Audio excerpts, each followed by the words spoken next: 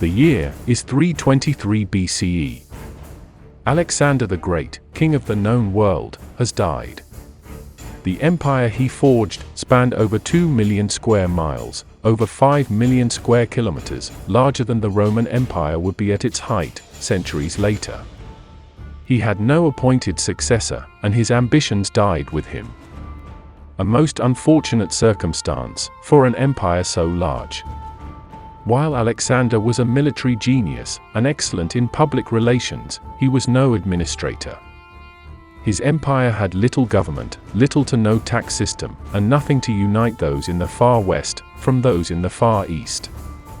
Alexander never even dedicated a capital city for his empire. It's possible he would have gotten to actual administration had he lived longer, but with his slew of other conquests he had planned, down in Arabia, clashing with Carthage in the West Mediterranean, and subduing Italy, it's most likely the case Alexander never had what it took to rule. Maybe the conquest was enough. Diadochi writes that Alexander's men did ask him who he chose as his successor before he died, to which he replied, "To the strongest." Despite this, much of his army rallied around Alexander's elder half-brother, Philip Aridaeus, or Philip III. He never figured into politics, as he had a learning disability, and would need to rule with a regent accompanying him. Other members of the army backed another successor. Alexander had left one of his wives, Roxana of Bactria, 5 months pregnant. To safeguard her unborn child's claim to the throne, she had Alexander's other wife, Statera, daughter of King Darius, poisoned. Just in case she had been pregnant as well. Alexander's army then came to a compromise. They made Philip III the new king, but if Roxana's child was a boy, he would become king instead. In either case, they would need a regent. Philip needed one because of his disability, and Roxana's child because of age. They named Perdiccas, a Macedonian general and close friend of Alexander, to become regent, and thus the de facto leader. The other generals adopted the Persian provincial style, and became governors of different regions. Antipater, a man of almost 80 years old, who ran affairs in Macedonia while Alexander was gone, kept that region. Ptolemy, the general who was given Bessus, the Persian usurper from last episode, took Egypt. Antigonus took Anatolia, and Lysimachus took Thrace. These were the most important, but there were many other regions in total, including eastern provinces, one of which was ruled by Porus, keeping his kingship of the Indus. In time, Roxana did bear Alexander's child, a boy who would be Alexander IV, and who would have a target on his back.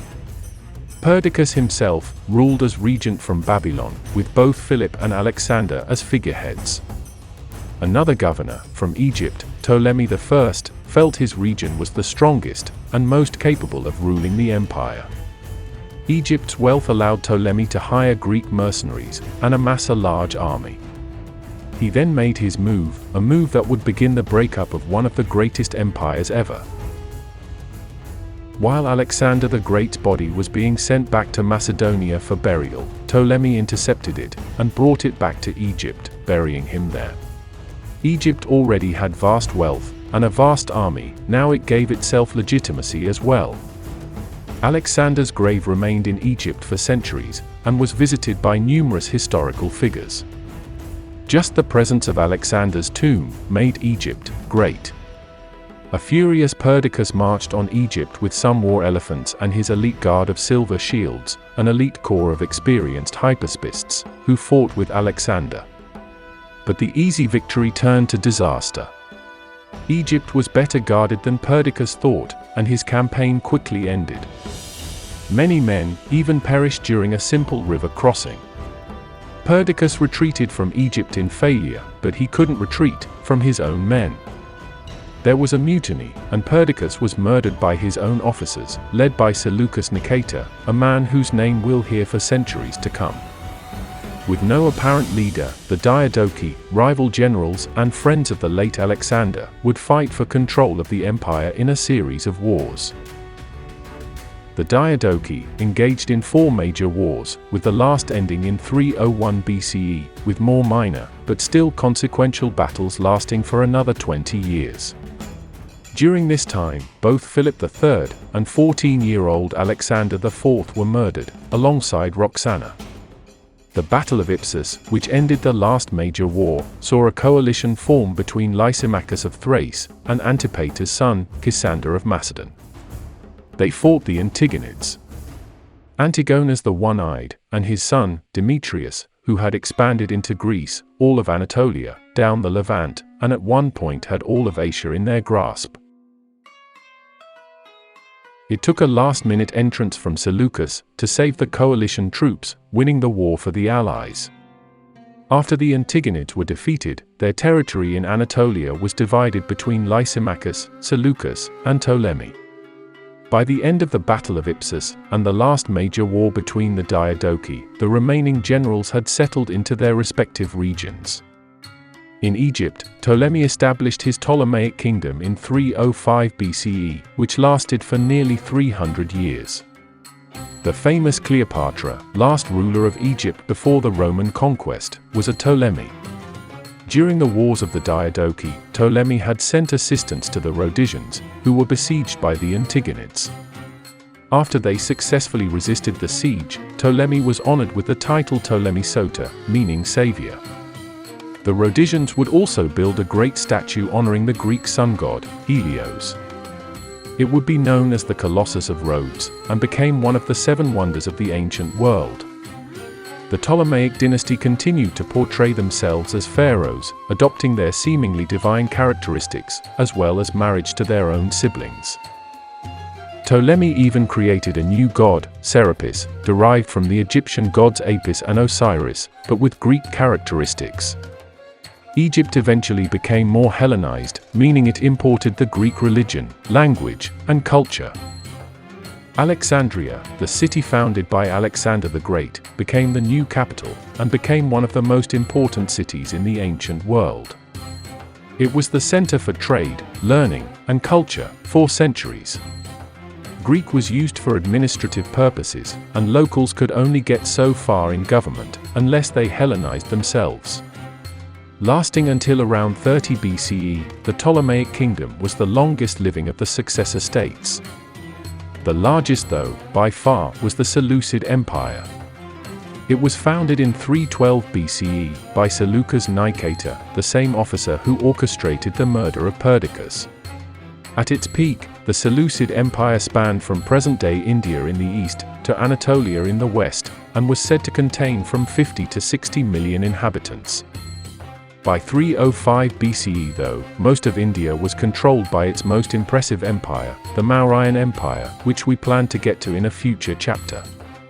A war broke out between the Seleucids and the Mauryans in the east, ending after a truce through marriage, but resulted in the Hellenistic Empire giving up a large part of land around the Indus. In return, Seleucus was given 500 war elephants. Over the decades, the vast territory was too difficult to administer, and after the Seleucids were weakened over disputes with the Ptolemies and their own civil unrest, the dynasty began losing more territory over the course of the 200s BCE. The kingdom of Pergamum, under the Attalid dynasty, was founded in western Anatolia, breaking away from the Seleucids.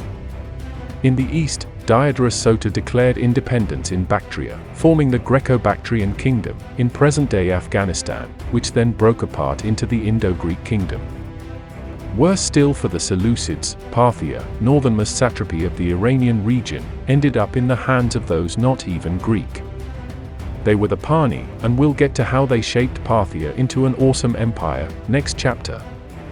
The Seleucids kept losing more and more territory over time, until they were relegated to a rump state in Syria, and eventually annexed in 63 BCE by the Romans. Macedonia and Thrace were the last important successor states. The elderly Antipater passed away a few years after Alexander died, but his son, Cassander, eventually fought to become regent himself. He then declared himself king of Macedon in 302 BCE, beginning the Antipatrid dynasty. Once he died in 294 BCE, his sons proved quite weak, In nearby Thrace, Lysimachus did manage to conquer Macedon and Thessaly for a brief time in the early 200s BCE, but he was later killed in a battle in Anatolia against Seleucus, losing his territories. Seleucus himself would be murdered by one of the Ptolemies, who in turn was murdered by expanding Gallic tribes from the north, related to those in the west, who took over much of Greece. They didn't keep it for long, and Antigonus, of the Antigonid dynasty, filled the power vacuum and expelled the invaders. Some of these Gauls eventually settled in Anatolia, becoming the Galatians. In Macedon, it was the Antigonids who would be the final victor for this region. The Antigonids would rule Macedonia until 168 BCE, when they also clashed with the growing Roman Republic. Epirus, the frontier land on the Adriatic, was left as an independent kingdom. From 297 BCE, it would be ruled by Pyrrhus, a name we will become quite familiar with in the next chapter.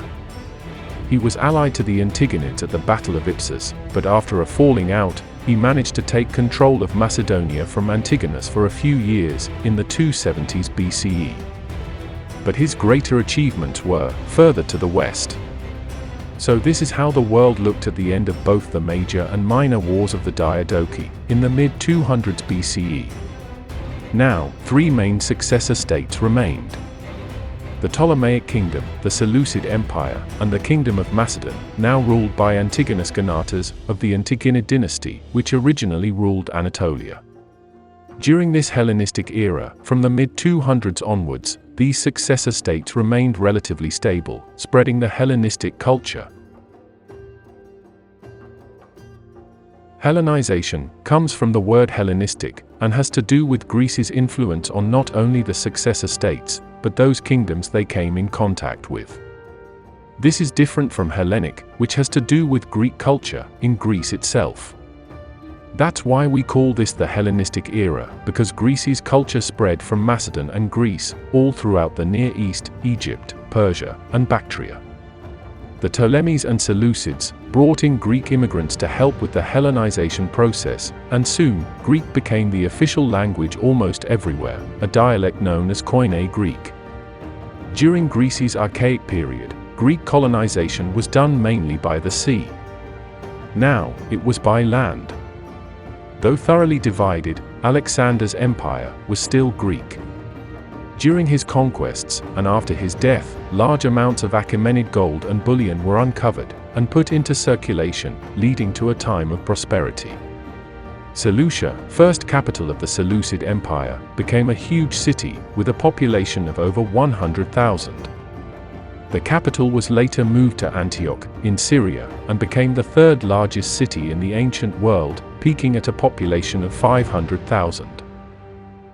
For centuries, the biggest would be Alexandria. With more wealth, and mass migrations from around the Hellenistic world, it's no surprise Alexandria became the world's hub for Greek culture. But while the migrations and wealth benefited the Ptolemies and Seleucids, Macedonia lost most of its population to this emigration. Its gold mines went dry, and they became militarily weak. It was clear the Greek tradition shifted from Greece to the Near East. But Athens was still a wellspring of philosophy. Epicurus was one of these, founding the Garden in Athens, a school to rival the Platonic Academy. Epicurus was an empiricist, and taught that life should be lived to attain happiness, peace, and the absence of pain.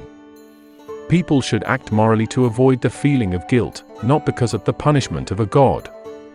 Today, Epicureanism has been misunderstood to mean delighting in worldly pleasures. Another famous philosopher was Zeno of Citium. He based his philosophy of Stoicism on the teachings of the Cynics, who we've mentioned last chapter. Zeno claimed that no one could control what nature sends their way, so all one can do is react to it stoically, and live a life of virtue. Many writings from this period ended up at either the Library of Pergamum or the famous Library of Alexandria, the two most prominent Hellenistic libraries. Founded in 285 BCE, the Library of Alexandria contained anywhere from 40,000 to 400,000 papyrus scrolls. The mix of cultures in most of the Hellenistic world wasn't without trouble. Revolts came and went, including the Maccabean revolt in the 2nd century BCE. This was a pushback by the Jewish population against the Seleucid encroachment of Hellenization. The story of Hanukkah originates from this revolt. Though Hellenization was widespread, the successor states remained divided, and they never completed Alexander's plans. A campaign to the Western Mediterranean's most dominant power, the Carthaginians, was abandoned. Worse still, they left another power to grow, and after this former small kingdom almost lost everything to the Gauls, they were now more determined to expand than ever. First on their list was the consolidation of Italy.